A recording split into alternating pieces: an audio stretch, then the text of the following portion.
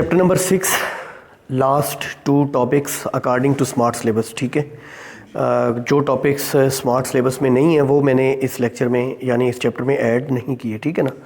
तो 2 टॉपिक्स इस लेक्चर में हम देखेंगे, use and miss use of antibiotics, और दूसरा टॉपिक है कैरेक्टरिस्टिक्स ऑफ साइनोबैक्टीरिया। स्टूडेंट्स देखें, हम पहले देखेंगे एंटीबायोटिक्स का यूज़ क्या है, फिर देखेंगे miss use. Antibiotics Greek word है, एंटी अगेंस्ट, बायोस लाइफ। ठीक है, बेसिकली ये कीमोथेराप्यूटिक केमिकल सब्सटेंसेस हैं। आपको पता है chemotherapy treatment with the help of chemicals, ये कीमोथेराप्यूटिक केमिकल सब्सटेंसेस हैं। एंटीबायोटिक्स क्या होती हैं? ये मेडिसिन हैं, ये दवाइयाँ हैं, ये केमिकल सब्सटेंसेस हैं जो यूज़ किए जाते हैं to treat, to cure infectious diseases. बच्चों, इन्फेक्शियस डिजीज़ेस क्या होती हैं? जो इन्फेक्शन से होती हैं, जो जर्म्स से होती हैं, जो जरासीमों से होती हैं, जो माइक्रोब्स से होती हैं। और एंटीबायोटिक्स वायरल डिजीज़ेस के ख़िलाफ़ यूज़ नहीं होती, क्योंकि ये बायोटिक्स हैं, ये लिविंग जर्म्स के ख़िलाफ़ इस्तेमाल होती हैं, ये उनको किल करती हैं। समझ आई? ये सिर्फ बैक्टीरियल डिजीज़ के ख़िलाफ़ इस्तेमाल होती हैं, ये वायरल डिजीज़ के ख़िलाफ़ इस्तेमाल नहीं होती।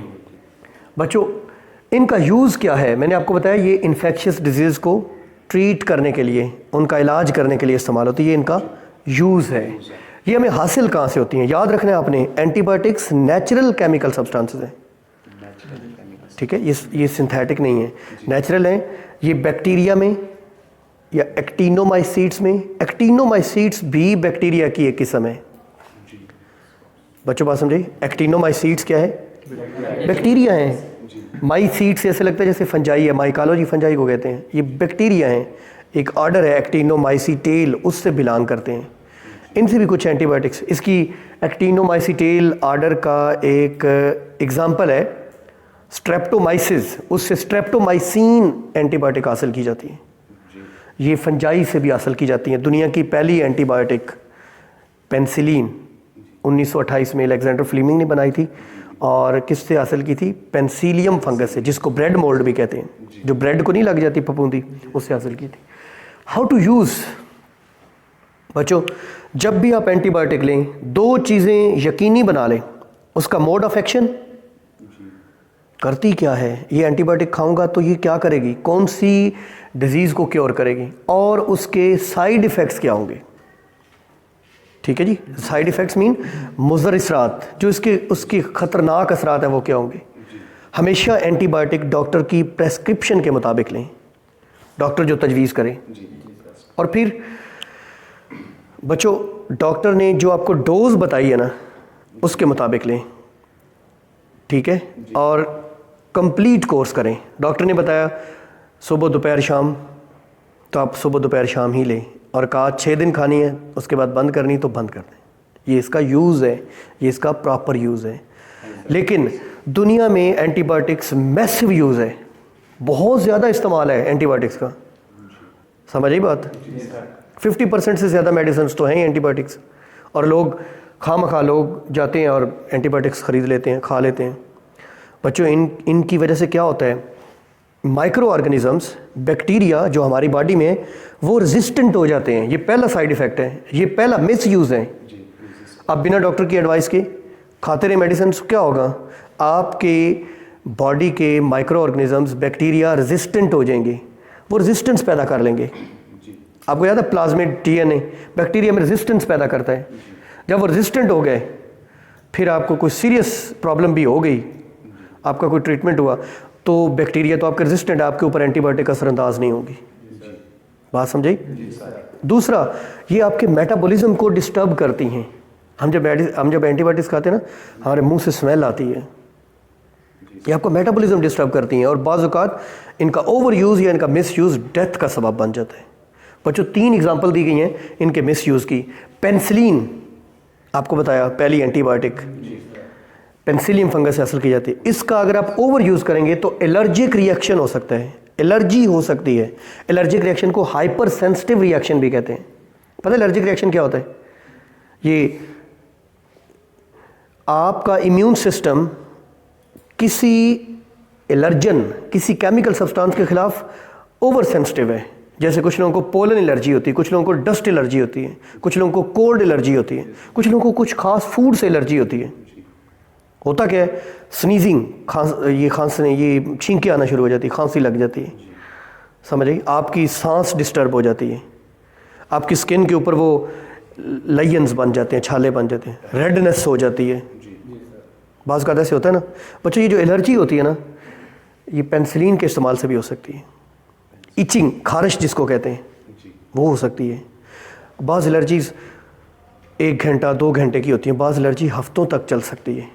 बच्चों स्ट्रेप्टोमाइसिन, अभी मैंने बताया स्ट्रेप्टोमाइसिस एक्टिनोमाइसीट से हासिल की जाती है। स्ट्रेप्टोमाइसिन आपकी ऑडिटरी नर्व को पैरालाइज कर सकती है, जिससे कंसिस्टेंट डेफनेस हो जाएगी। डेफनेस मतलब बहरापन। आप अपनी सुनने की, आप अपनी समात की जो सलाहियत है वो खो सकते हैं इसके मिसयूज़ की वजह से। टेट्रासाइक्लिन बच्चों के अंदर परमानेंट डिसकलरेशन ऑफ टीथ काज कर सकती है, बच्चों के दांतों का कलर ख़राब कर सकती है परमानेंटली। कौन वाला? टेट्रासाइक्लिन। आपने याद रखना है, टेट्रासाइक्लिन टी से और टीथ।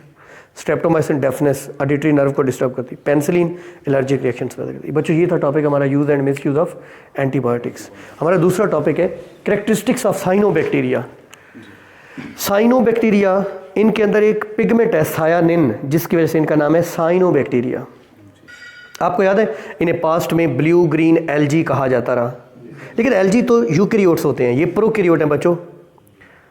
एल्गी यूकैरियोट है, एल्गी किंगडम प्रोटिस्टा में है, ये किंगडम प्रोकैरियोटी मोनेरा में है, ये बैक्टीरिया हैं। आगे लिखा होगा ये ट्रू प्रोकैरियोट हैं। ट्रू प्रोकैरियोट मतलब ये बिल्कुल बैक्टीरिया हैं, आपने कंफ्यूज नहीं रहना।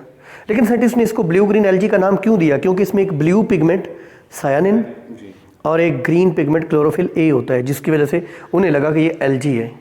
हम इसके कैरेक्टरिस्टिक देखेंगे ना, तो एल्गी से बहुत सारे, यानी यूकैरियोट से बहुत सारे इसके कैरेक्टरिस्टिक्स मिलते जुलते हैं। बच्चों ये लार्जेस्ट और मोस्ट डाइवर्स ग्रुप है फोटोसिंथेटिक बैक्टीरिया का। सबसे बड़ा ग्रुप फोटोसिंथेटिक बैक्टीरिया का साइनोबैक्टीरिया है। डाइवर्स का मतलब मोस्ट डाइवर्स, सबसे ज़्यादा वैरायटी है इसमें, मुख्तलिफ किस्म के बैक्टीरिया हैं। इसको पास्ट में मिसलीडिंगली, गलती से, मिस्टेकनली ब्लू ग्रीन एल्गी कहा जाता रहा, but algae are protist, algae are eukaryote, these are prokaryotes. बच्चों ये ट्रू प्रोकैरियोट है। इनका साइज़, ये साइज़ और शेप के लिहाज से बड़े वेरियस शेप्स के होते हैं। इनका साइज़ 1 to 10 माइक्रोमीटर होता है। ये फिलामेंटस, फिलामेंटस का मतलब होता है थ्रेड लाइक लॉन्ग स्ट्रक्चर, धागा नुमा लंबा सा स्ट्रक्चर। ट्राइकोम्स बनाते हैं, पता क्या होता है ट्राइकोम्स? Chain of sales. या आप बुक पे डायग्राम देखेंगे ना, चेन ऑफ सेल्स आपको नजर आएगी। अच्छा, इनमें फ्लैजेला, सीलिया या पिलाई नहीं होते, ये ग्लाइडिंग मोटिलिटी शो करते हैं। पता है ग्लाइड का मतलब क्या होता है? फिसलना, movement without help of appendages is gliding motility. ऐसे पानी के ऊपर फिरना, पिलाई यूज़ कर रहे हैं ना, सीलिया यूज़ कर रहे हैं ना, फ्लैजेला, बस ग्लाइड कर रहे हैं। जैसे ये चीलें उड़ रही होती है ना, ऐसे परों को फैला के, ऐसे ऐसे, कोई पर वो फड़फड़ा नहीं रही होती, इसको बोलते हैं ग्लाइड करना। ग्लाइड समझ आया? हवाई जहाज़ ग्लाइड करता है जी। इनमें क्लोरोफिल ए होता है और इनमें फोटोसिस्टम 2 है। बच्चों chlorophyll A, chlorophyll B, C, D, 4 किस्म के क्लोरोफिल होते हैं। क्लोरोफिल ए सबसे इंपॉर्टेंट, इसको मेन पिगमेंट कहते हैं, इनमें होता है। फोटोसिस्टम क्या है?